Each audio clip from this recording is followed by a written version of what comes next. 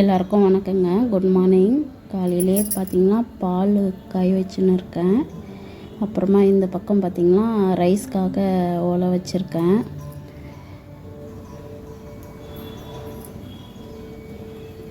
இன்றைக்கி எழுந்தது லேட்டு, அதனால் கடகடன்னு எல்லா வேலையும் செஞ்சுன்னு இருக்கேன். முட்டையும் வேக வச்சுட்டேன்.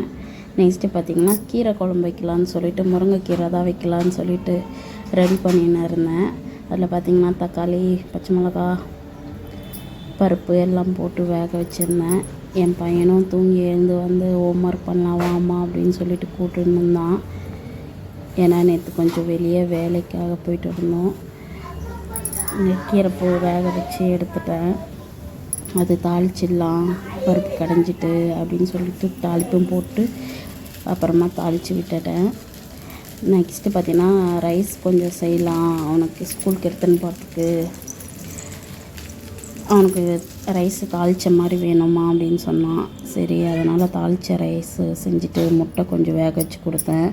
ஸ்நாக்ஸ்க்கு பார்த்திங்கன்னா கிரேப்ஸ் பெருசாக இருக்கும் இல்லையா, அந்த கிரேப்ஸ் தான் கொடுத்து அனுப்புனேன். அவர் சாப்பிட்றாங்களா என்னன்னு தெரியல, ஆனால் அதுதான் கொடுத்து அனுப்பியிருக்கேன்.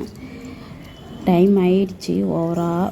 இவங்கள சாப்பிட சொல்லியிருந்தேன். குளிக்காததுக்கு முன்னே சாப்பிட்டுங்கப்பா 2 பேரும் அப்படின்னு சொல்லிட்டு இருந்தேன். ஏன்னா சாதமெல்லாம் கீழெல்லாம் இறைச்சிடுவாங்க, அதனால் முன்னாடியே இது பண்ணிட்டேன். அப்புறம் குளித்து ரெடி ஆகிட்டு வந்துட்டார். ஸ்கூலுக்கு டைம் ஆயிடுச்சு. மேடம் வந்து அழுந்துகிட்டே இருந்தாங்க, ரித்திகா மேடம். நானும் வரேன் அப்படின்னு சொல்லிட்டு, சரி கூட்டின்னு போப்பா அப்படின்னு சொல்லிட்டு 2 பேருமே அனுப்பி விட்டுட்டேன். அவங்க ஸ்கூலுக்கு போகிறதுக்காக கிளம்பிட்டாங்க. ரிதிஷ் பாய் சொன்னார். ஓகேங்க.